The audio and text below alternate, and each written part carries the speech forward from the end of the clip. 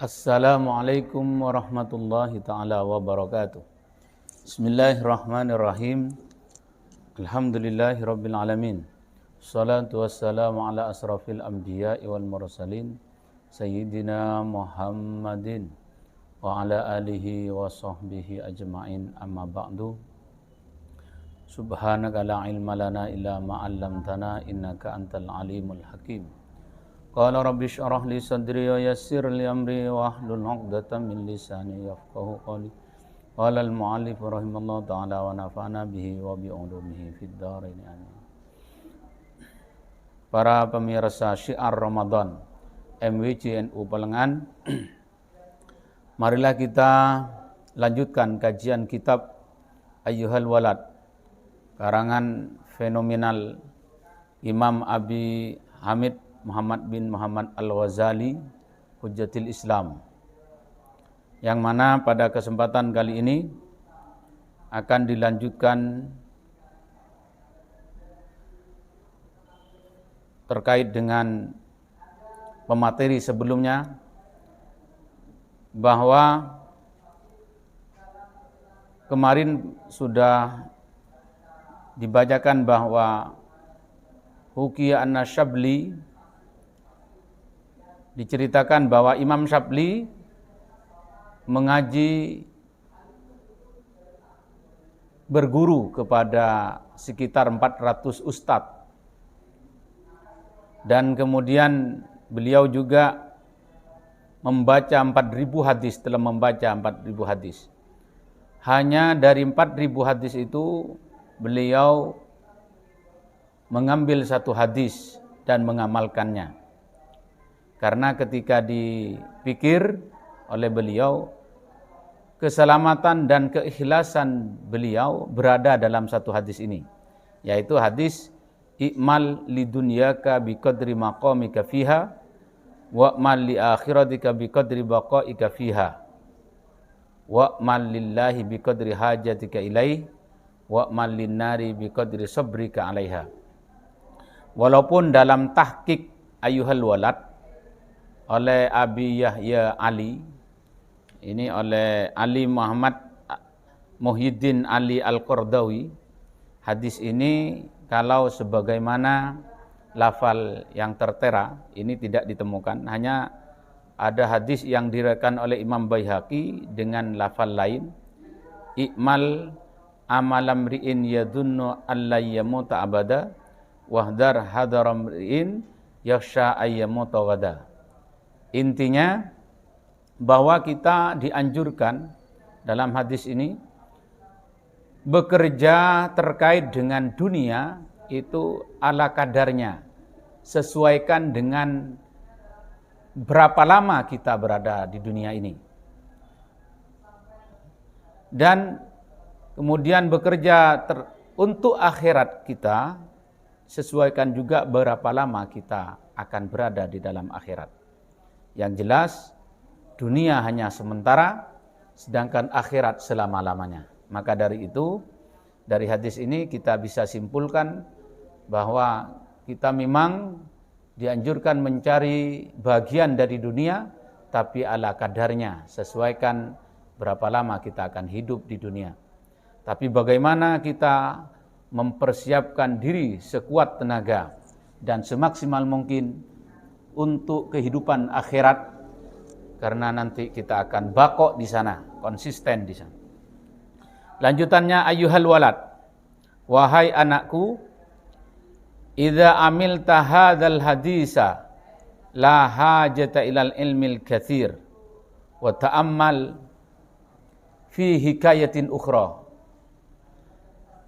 Oleh Imam Al-Ghazali kepada muridnya yang minta nasihat itu, idza alimtah, ketika kamu sudah tahu hadis ini yang saya baca barusan, maka la hajata ilmil katsir, tidak butuh terhadap banyaknya ilmu. Karena inti ilmu ada di dalamnya ini. Muara nantinya, muara ilmu, semua ilmu itu kembali pada ini. Bagaimana kita menjadi tahu posisi kita di dunia, kemudian persiapan kita bagaimana untuk akhirat kita. serta Bekerja untuk Allah biqadri hajatikah, dengan kadar kebutuhan kita pada Allah.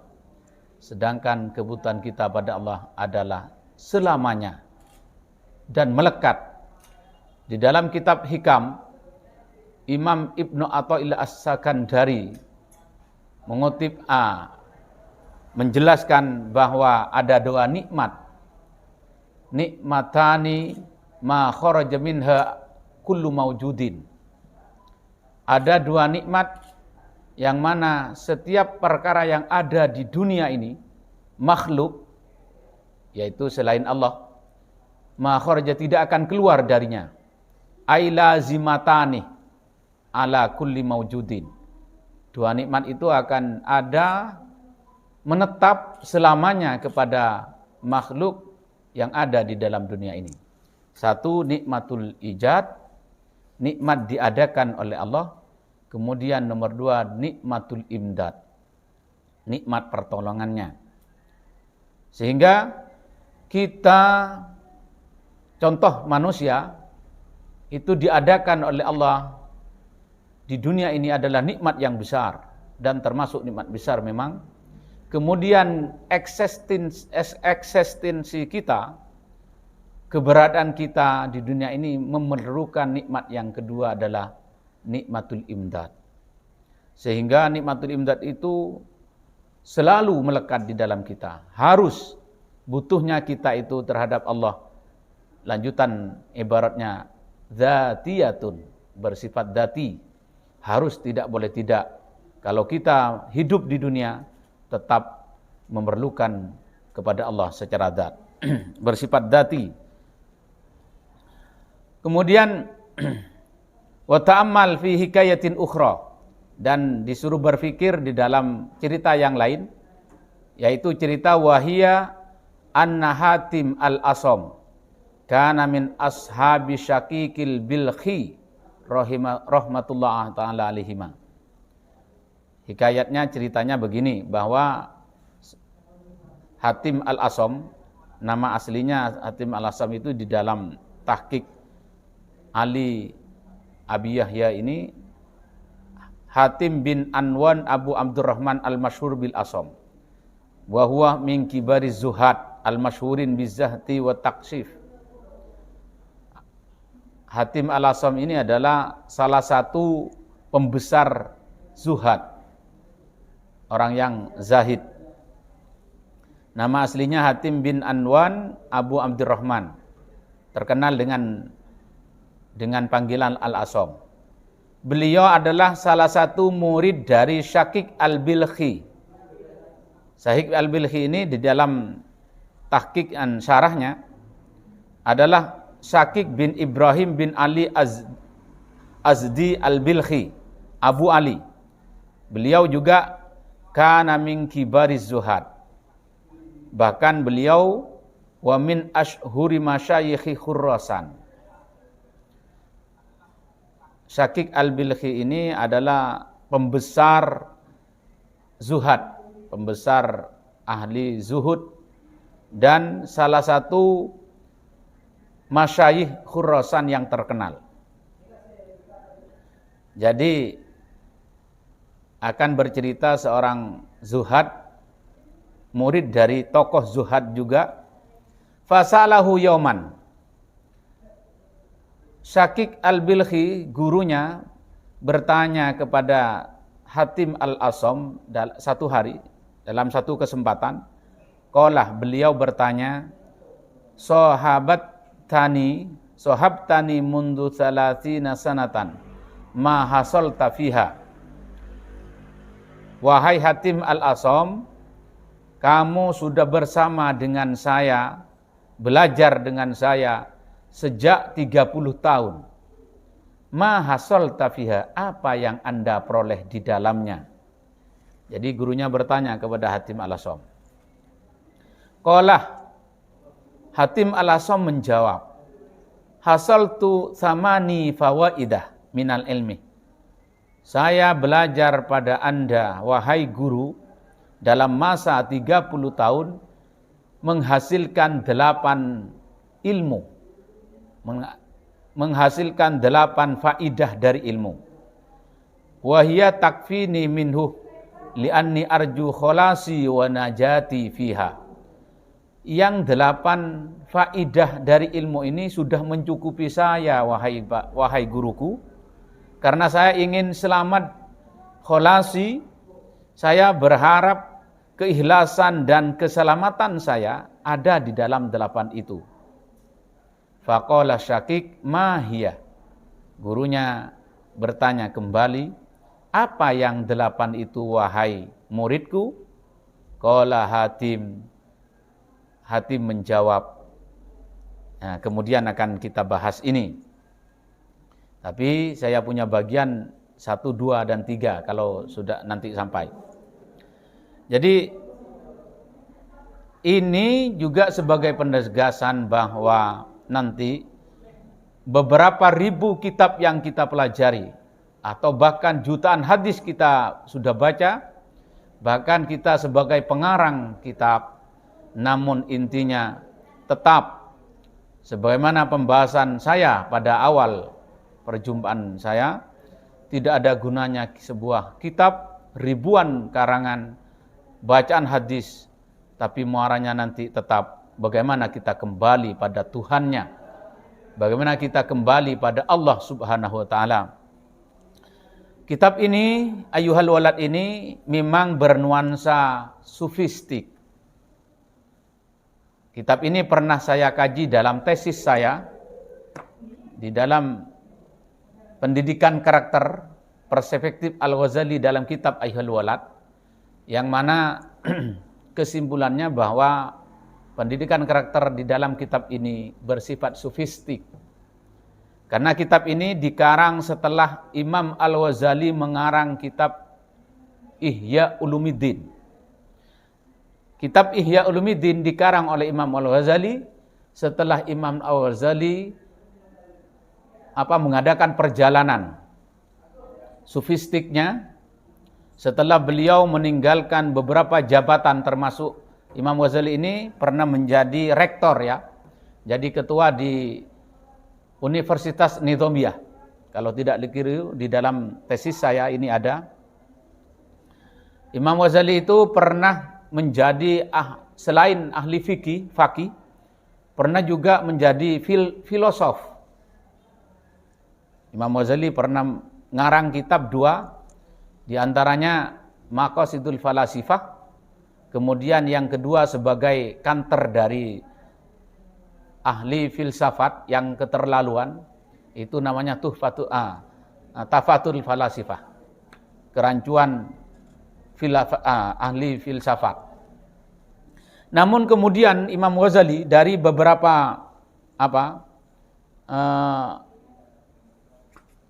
pengalaman beliau, ini ternyata Imam Ghazali mengambil kesimpulan bahwa ilmu yang paling bisa menyelamatkan dirinya ternyata adalah ilmu tasawuf.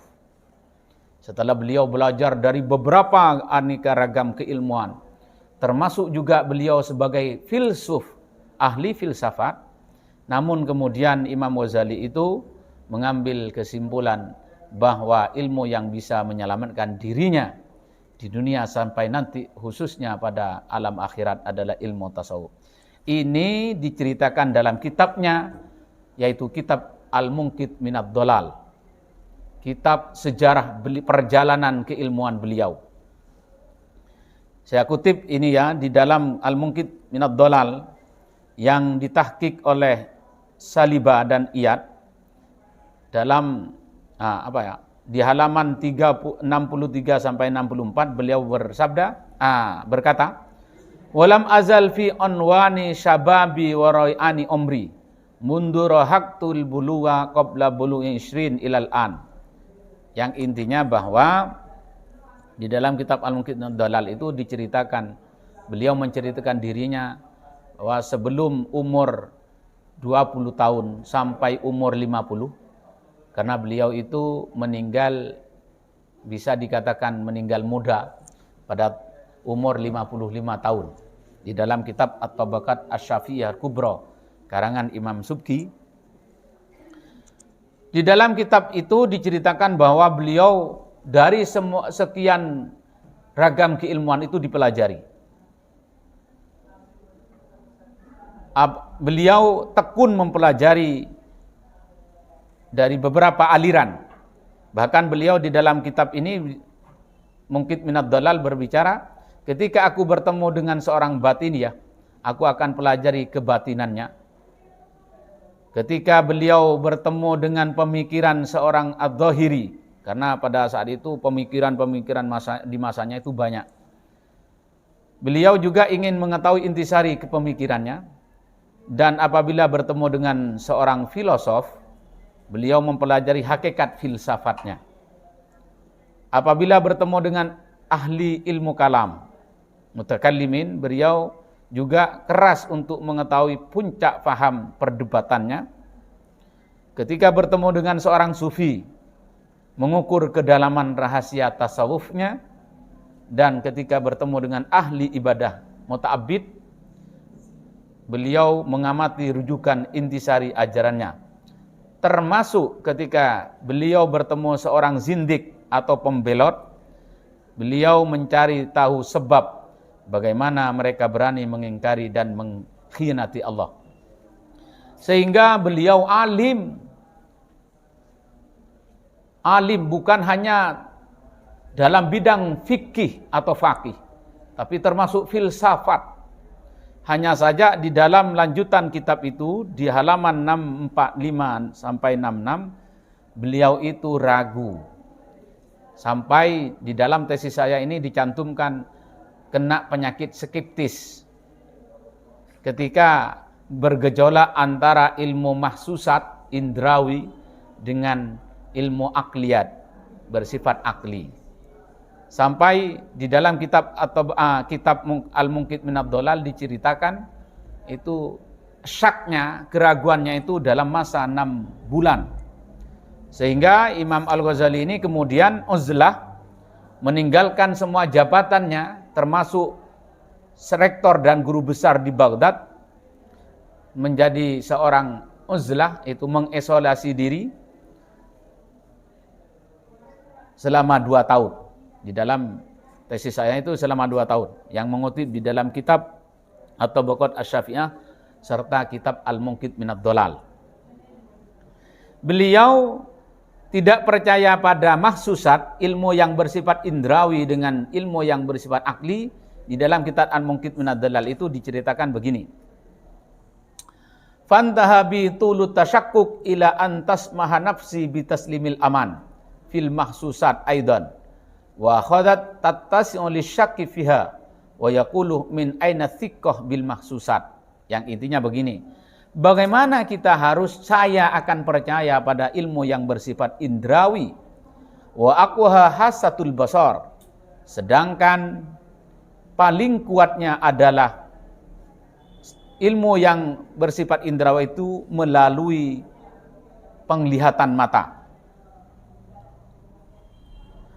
Padahal jika engkau mengamati bayang-bayang ini, wa hiya tanduru ila dhilli fatarahu waqi'an ghairu mutaharrikin.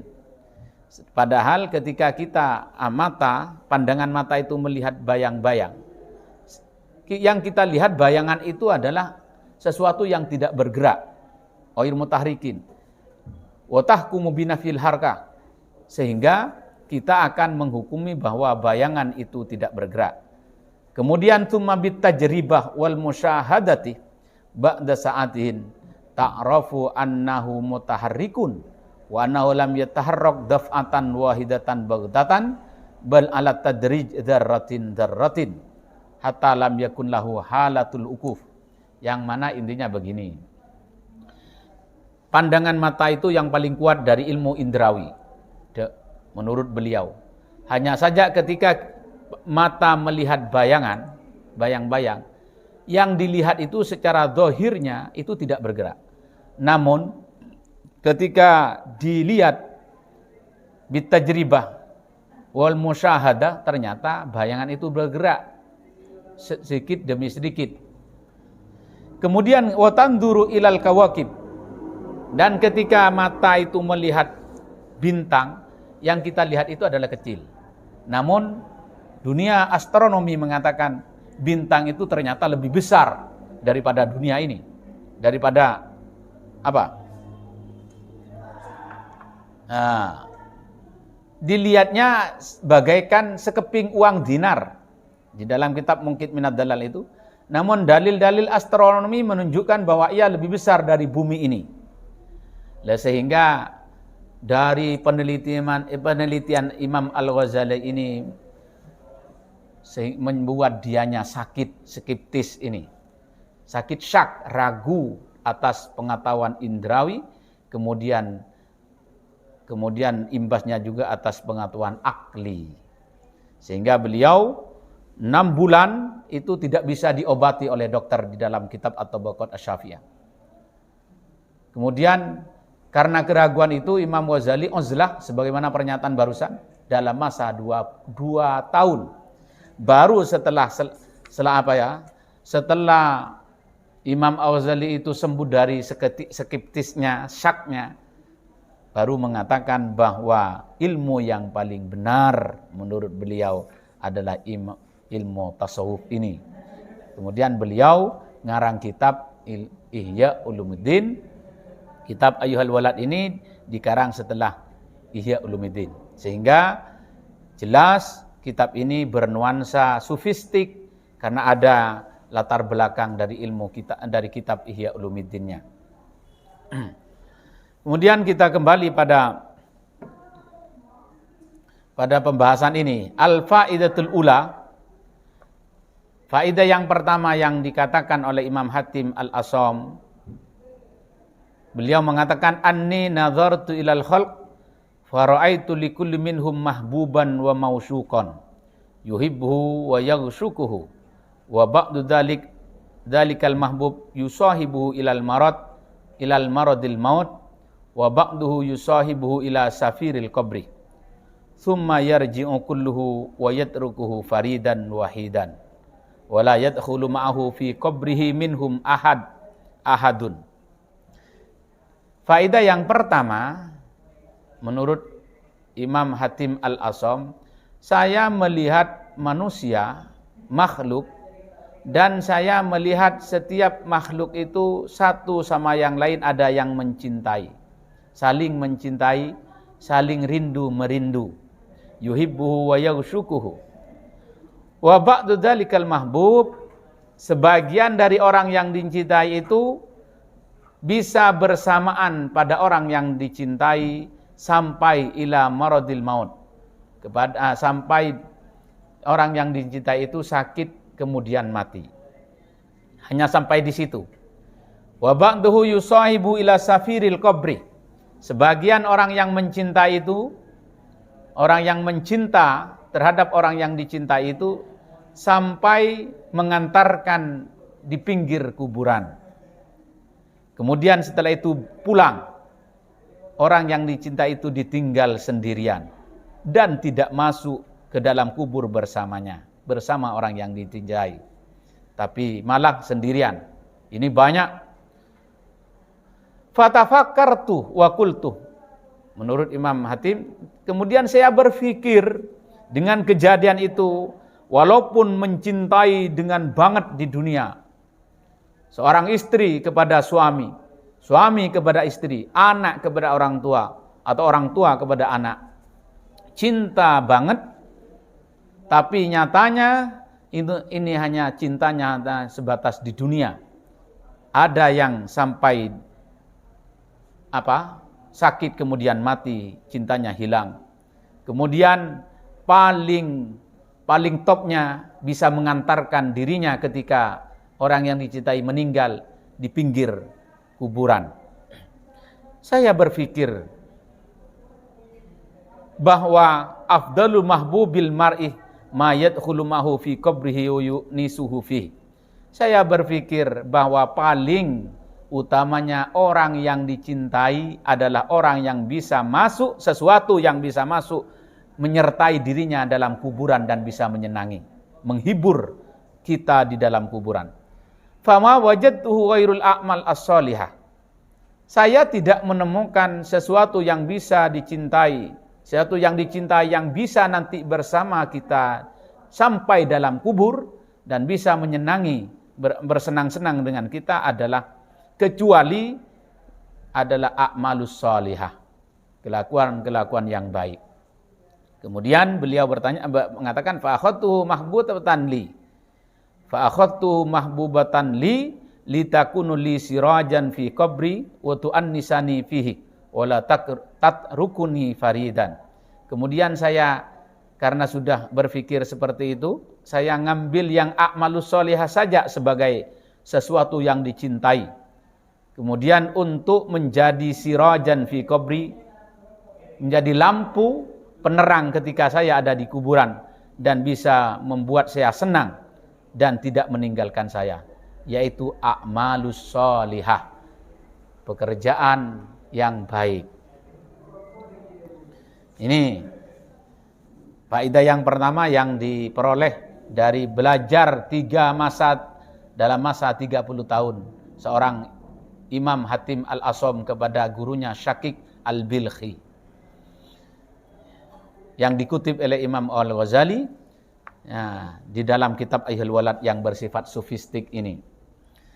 Hadirin para miyarsa Syiar Ramadan, terakhir dari beberapa cerita Imam Al-Ghazali ini yang diletakkan oleh saya di dalam tesis saya, ada ibarat yang bisa kita ambil dari perjalanan beliau. Kita lepas dari kitab Ayyuhal Walad terlebih dahulu, karena waktu kita insya Allah ini 3 menit lagi. Imam Al-Ghazali ini adalah orang fakir miskin, tapi sukses menjadi orang hujjatul Islam. Ini bisa kita ambil ibarat bahwa di dalam dunia pendidikan, maka tidak dikenal walaupun orang miskin.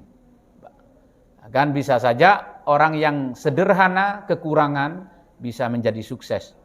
Di dalam kitab Hikam, Imam Ibnu Athaillah As-Sakandari mengatakan al-man'u ainul atha. Ada seperti itu, bahwa kegagalan bisa menjadi kesuksesan yang akan datang. Al-man'u, kekurangan, hakikatnya adalah ainul atha, pemberian dari Allah. Ini dibuktikan oleh Imam Al-Ghazali. Imam Al-Ghazali pada kecilnya bahkan belajar bukan karena untuk mencari ilmu, tapi untuk mencari makan. Di Tus itu ya, di negaranya Tus, ada madrasah itu ketika menjadi thalibil ilmi, orang yang mencari ilmu itu sekaligus mendapat beasiswa makan gratis. Jadi makan gratis itu mulai dulu, bukan hanya di Indonesia. Pada zaman Imam Ghazali seperti itu. Sehingga Imam Ghazali itu saking miskinnya, belajar pada awal masa kecilnya itu belajar bukan hanya untuk mencari ilmu, tapi juga untuk mencari makan. Ini Imam Ghazali ini.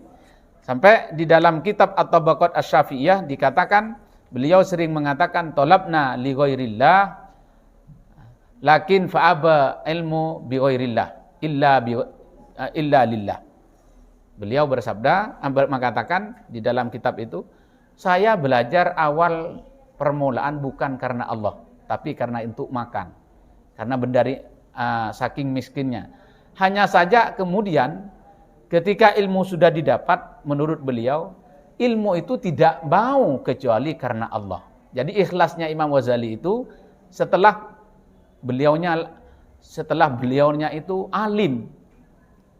Nah, senada dengan ini, dengan cerita Imam Ghazali itu adalah cerita Ibnu Abbas. Perkataan Ibnu Abbas yang dikutip oleh beliau Imam Al-Ghazali dalam kitab Ihya. Beliau mengatakan, Zalaltu taliban wa aziztu matluban. Zalaltu taliban wa aziztu matluban. Ibnu Abbas mengatakan, saya pada saat mencari ilmu zallu, hina. Tapi ketika saya sudah matluban, dicari, ilmu sudah dikuasai, maka aziz tuh berubah menjadi mulia. Jadi kalau santri masih menjadi thalibil ilmi, memang sepatutnya harus sederhana. Harus kalau bisa kekurangan materi jangan sampai menghambat untuk kesuksesan dirinya menjadi seorang alim. Demikian yang bisa kami sampaikan, mudah-mudahan ada barokahnya. Kurang lebihnya mohon maaf. Wa akhirun minni. Wassalamualaikum warahmatullahi wabarakatuh.